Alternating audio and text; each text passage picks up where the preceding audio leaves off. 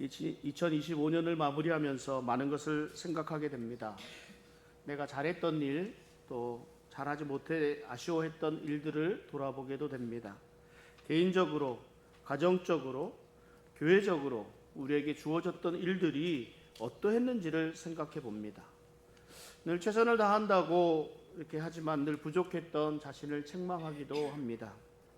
두 번, 세 번 똑같은 잘못을 계속해서 반복하고 있는 제 자신이 좀 부끄러워지기도 합니다. 그럼에도 불구하고 다시 일어설 수 있는 힘을 주신 우리 주님께 감사를 드립니다. 위기의 순간마다 지쳐 쓰러져 있는 저를 일으켜 주시고 나아갈 길을 열어주신 은혜에 감사를 드립니다. 오늘 또한 사도행전 묵상을 마무리합니다. 사도행전은 성령의 임하심으로 시작된 복음 전파가 사도들을 통해서 어떻게 전 세계에 뻗어나가게 되었는지 그 발걸음을 기록하였습니다. 불같은 성령이 마가의 다락방에서 기도하고 있던 120명의 제자들 위로 내려오셨습니다. 그 이전까지의 성령님은 하나님의 일을 위해서 한 사람의 선지자 또는 한 사람의 왕, 한 사람에게 임하셔서 역사하셨습니다. 그러나 이제는 불의 혀처럼 각 사람 위에 임하셨습니다. 그리고 성령님의 역사로 인해서 서로 다른 언어로 복음을 전하고 들을 수 있도록 해주셨습니다. 이들이 자신의 삶의 터전으로 돌아가 예수 그리스도의 복음을 전파하였습니다. 제자들은 가는 곳마다 예수 그리스도의 복음을 전하였습니다. 예수님을 믿고 회개하는 자가 하루에 3,000명이 모였다고도 기록합니다. 성도들은 자신들의 가진 것을 서로 나누었으며 모이기를 힘쓰니 말씀이 충만하고 교회는 계속 부흥했습니다. 그러나 예루살렘의 제자들은 땅끝까지 복음을 전하라는 주님의 명령을 잊고 있었습니다. 7 집사 중에 한 사람인 스데반이 돌에 맞아서 죽임을 당하는 것을 시작으로 교회는 핍박을 받게 되어 뿔뿔이 흩어졌습니다. 그 결과 빌립은 사마리아에서 또 복음을 전하게 되었고 복음 전파는 안디옥에까지 지경을 넓히게 되었습니다. 안디옥 교회는 바나바와 사울을 선교사로 세워 파송하며 세 차례의 전도 여행을 통해서 아시아와 마게도냐 또 아가야 지역에 이르기까지 유대인은 물론이거니와 이방인에게도 복음을 전하였습니다. 바울은 로마에서도 복음을 전해야 한다는 비전을 품고 재판을 위해 로마로 향하는 중 유라굴로라는 광풍을 만나 죽음 직전에까지 이르렀습니다. 육지에 가까이 이름에 모두 배에서 내려 헤엄을 쳐 육지로 나와 구원받은 이야기가 지지난주까지의 그런 이야기입니다. 우리 어르신들 여기 계시지만 어르신들은 당신의 평생 살아온 일을 책으로 엮으면 몇 권은 될 것이다 라고 말씀을 하시곤 합니다. 맞습니다. 그 평생 살아온 일을 다시 돌아보게 되면 얼마나 많은 사연이 있겠습니까? 몇 년 전 작고하신 우리 원장로님 생각이 납니다. 원장로님을 찾아뵈면 장로님은 그 꿀을 가득 푸른 그 커피를 내오시면서 당신의 살아온 이야기들을 해 주셨습니다. 당신이 100세 가까이까지 살아올 수 있었던 것은 꿀을 많이 먹은 덕이다. 이렇게 말씀을 하셨습니다. 그리고 한국전쟁 당시 북에서 내려오던 이야기, 거제도 포로 수용소의 이야기, 미국에 건너온 이야기, 아리조나에서 교회를 세운 이야기, 방울뱀에 물려 죽을 뻔했던 이야기, 또 그때 버스 허물로 인해서 더욱 건강해졌다는 이야기, 아리조나 초창기의 한인 사회 이야기, 낚시 이야기들을 풀어놓으시면 한 3시간 정도 이야기를 해주셨습니다. 처음에는 시간 가는 줄 모르고 들었습니다. 그런데요, 매번 방문할 때마다 똑같은 얘기를 계속 말씀을 하셨습니다. 그래서 제가 장로님의 사연을 줄줄이 꿰고 있었습니다. 사연 없는 사람이 어디에 있겠습니까? 하나님이 함께 하셨기 때문에 오늘에까지 이르렀다는 사연들을 접할 때마다 힘들고 고통스러웠을 때를 공감하며 아프기도 하고, 또 하나님이 열어주신 일에 흥분이 되기도 하고, 억울했던 이야기에는 화를 내기도 하고, 좋은 결과들에 감사하며 깊이 빨려 들어가게 됩니다. 우리가 몇 달 동안 함께 묵상한 이 사도 바울의 이야기도 마찬가지입니다. 사도 바울은 복음을 전하다 수없이 매를 맞았습니다. 사람들이 바울의 옷을 벗기고 매를 때렸다고 합니다. 바울은 캄캄한 옥에 갇히기도 했습니다. 이 매를 맞으면요, 맞아본 사람들은 잘 알지만 맞을 때 아프기도 하지만 조금 시간이 더 지나게 되면 욱신욱신 올라오는 고통이 더 크다고 합니다. 매를 맞고 옥에 갇혀 밤이 되었습니다. 그런데 바울과 실라는 그 시간에 찬송을 부릅니다. 살이 찢어져 피투성이가 된 몸으로 그 아픔, 그 고통을 잊고자 불렀는지도 모르겠습니다. 그러면 우리 주님이 이들을 위로하시고 새로운 힘을 불어넣어 주십니다. 그리고 다시 일어설 수 있도록 인도해 주셨고 계속해서 복음을 전하였습니다. 바울이 가는 곳마다 회방하는 사람들이 있었습니다. 바울을 핍박하는 유대인들 가운데 바울이 죽을 때까지 자지도 먹지도 않겠다고 하는 사람들까지 있었습니다. 바울이 가는 곳이라면 어느 곳에까지라도 따라가며 바울을 핍박했습니다. 이런 유대인들의 핍박 가운데서 우리 주님이 나아갈 길을 열어주시고 피할 바를 알게 해 주셨습니다. 지난 주간에 유라굴로라는 광풍을 만난 일에 대해서 함께 묵상했습니다. 바울은 다른 사람들이 다 절망에 빠져 있을 때 희망을 가지라고 소망을 심어 주었습니다.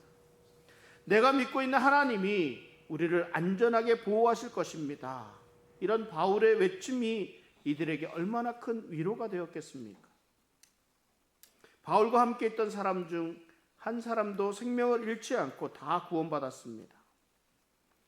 바울이 옥에 갇혔을 때 빌립보 교인들에게 한 권면의 말씀이 있습니다. 빌립보서 4장 11절에서 13절까지인데요. 내가 궁핍함으로 말하는 것이 아니니라. 어떠한 형편에든지 나는 자족하기를 배웠노니 나는 비천에 처할 줄도 알고 풍부에 처할 줄도 알아.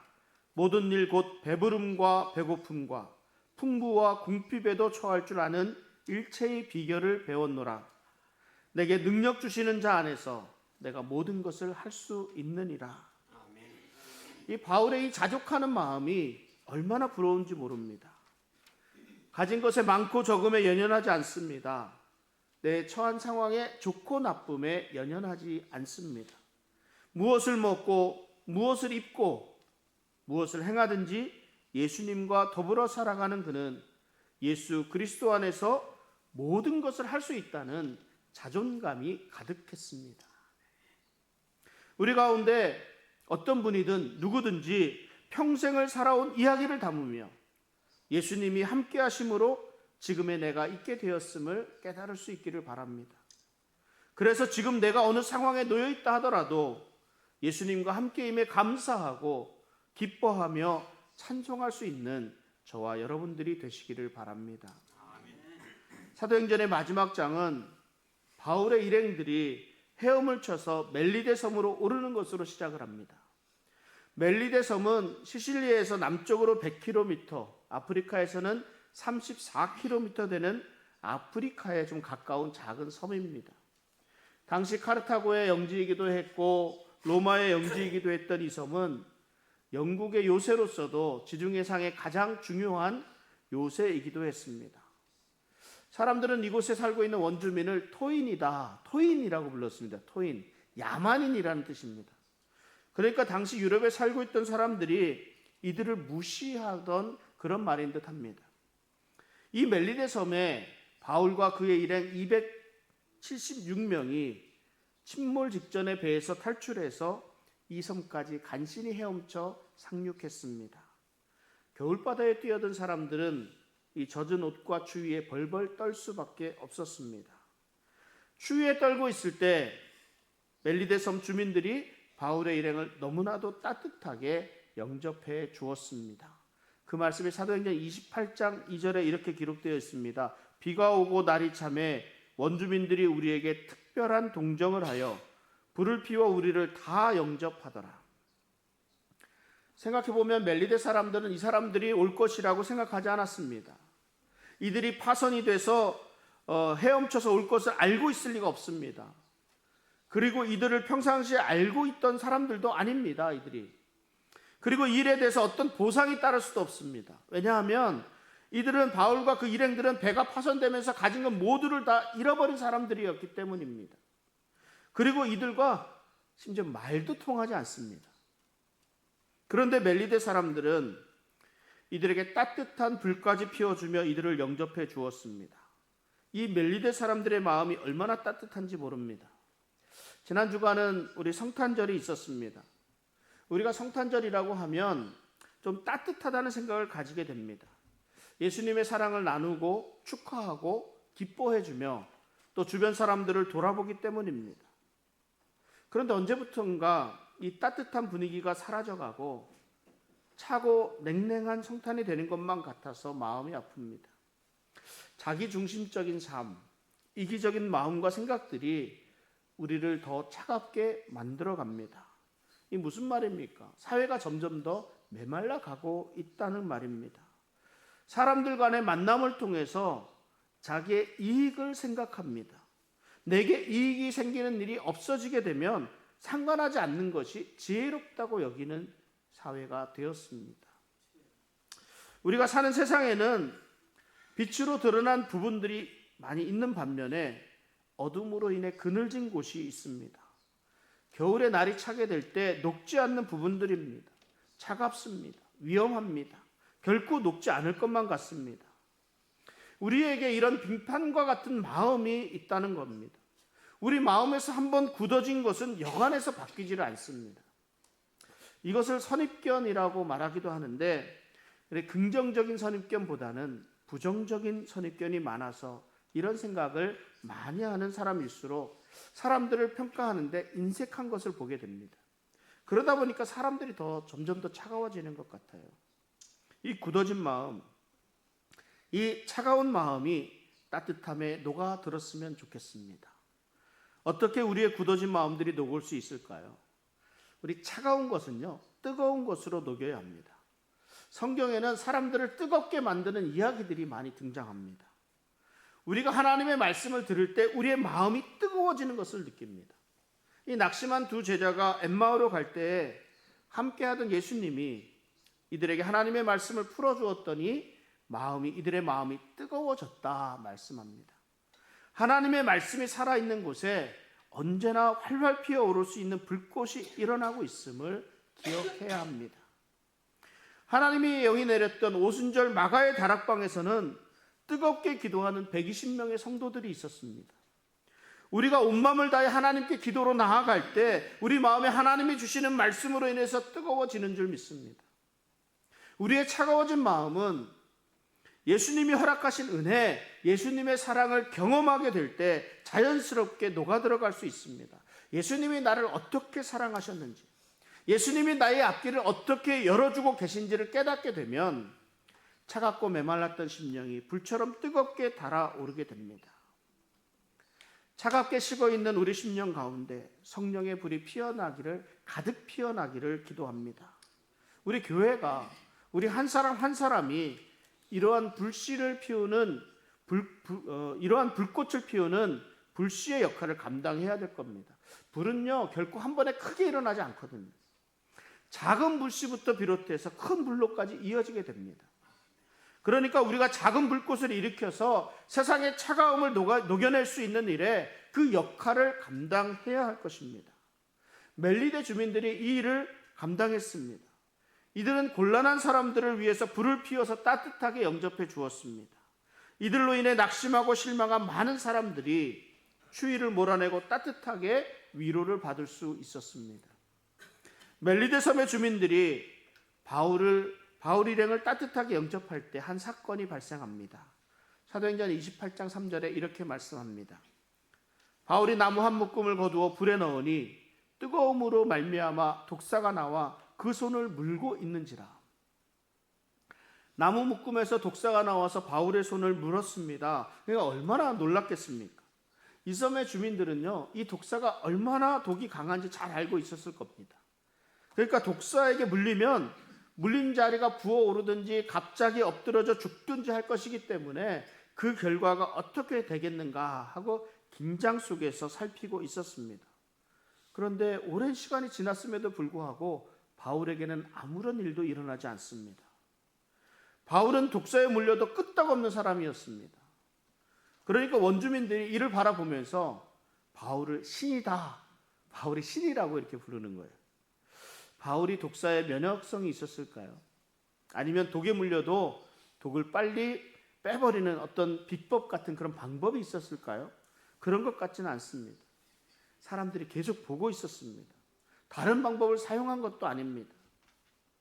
바울에게는 아직 해야 할 일이 남아 있었기 때문에 하나님이 독사의 독으로부터 바울을 지켜주셨습니다.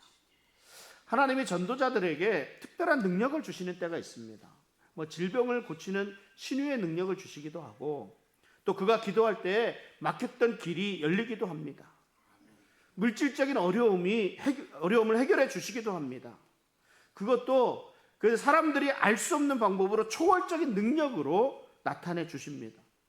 그런데 이럴 때마다 사람들은 그 일을 이루신 하나님을 보는 것이 아니라 그 사건 자체를 봅니다. 하나님이 사용한 도구인 사람을 봅니다.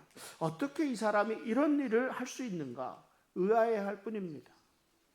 이런 때 전도자는 더욱더 조심해야 합니다. 하나님이 자신을 통해 이루신 일들을 보며 감사하고 찬송하고 겸손해야 합니다. 자신의 능력이 아닌 것을 자신의 능력인 양 우쭐해진다면 그 결과는 패망으로 갈 수밖에 없습니다. 여러분, 남들이 가지지 않은 그런 권력이나 남들이 가지지 않은 직분, 남들이 가지지 않은 축복 등을 내가 가지고 있다면 특별히 더 조심해야 됩니다. 하나님의 원하시는 뜻이 어디에 있는가를 잘 분별해야 할 것입니다. 그래서 우리에게 기도가 필요합니다. 우리의 마음과 생각은요, 내 중심으로 가려고 합니다. 그러나 우리의 삶은 하나님 중심이 되어 가야 합니다. 그래서 우리가 기도하면서 우리 안에서 성령님이 바른 길로 인도해 주실 것을 구해야 합니다. 나는 죽고 내 안에 예수님이 살아계심에 예수님의 인도하심 가운데 살아갈 수 있는 그리스도인의 삶이 되시기를 주님의 이름으로 축원합니다. 바울 일행을 따뜻하게 맞이해 준 멜리데 사람들에게 하나님이 은혜를 베풀어 주셨습니다. 섬의 가장 높은 사람인 보블리오라는 사람의 부친이 열병과 이질에 걸려 누워 있었는데 이것을 낫게 해 주셨습니다. 그리고 많은 섬 사람들의 질병을 고쳐 주었습니다. 하나님은 하나님의 사람에게 행한 선한 일에 대해서 반드시 보답해 주십니다. 목사님들, 선교사님들, 주님의 일을 감당하고 있는 우리 사역자들을 위해 늘 기도해 주시기를 바랍니다. 영적 전쟁의 최전방에서 힘을 내야 하는 분들이고 우리의 영적인 삶을 인도해 주셔야 할 분들입니다. 여러분들의 기도와 후원 그리고 섬김이 이들에게 큰 위로가 되는 줄 믿습니다. 그러면 하나님이 반드시 보답해 주십니다. 엊그제 카톡 하나를 받았습니다. 삼국경 신학교의 강광수 목사님에게 카톡을 받았는데요. 부두에 메어 두었던 신학교의 배가 사라졌답니다. 그래서 이 배를 찾아서 며칠 동안을 막 찾아서 막 지금 다니고 있습니다. 그러면서 이렇게 특별 기도 요청이라고 해서 기도 요청이 왔습니다. 아마존에 배가 없으면 움직일 수가 없습니다. 그래서 어떻게든 배를 좀 찾았으면 좋겠고요. 찾지 못하면 새롭게 배를 또 구해야 되는데 그 일이 여간 쉽지가 않습니다. 이 일을 위해서 많이 기도해 주시고 후원해 주시고 좀 섬기면 좋겠습니다. 이 얘기가 나와서 또 이 얘기를 또 하게 되네요. 하나님은 하나님의 일을 위해서 바울과 함께 언제나 함께 해 주셨습니다. 큰 광풍인 유라굴로 가운데서도 구해 주셨고 독사에게 물렸어도 아무런 해를 받지 않았습니다. 결국 하나님이 원하시는 로마로의 그런 여정이 끝이 났습니다. 사도행전 28장 14절 15절에 보면 거기서 형제들을 만나 그들의 청함을 받아 이레를 함께 머무니라. 그래서 우리는 이와 같이 로마로 가니라. 그곳 형제들이 우리 소식을 듣고 아비오 광장과 트레이스 타베르네까지 맞으러 오니 바울이 그들을 보고 하나님께 감사하고 담대한 마음을 얻으니라. 드디어 바울이 로마에 도착했습니다. 그런데 로마에 가면 바울의 안식처가 있었던가요?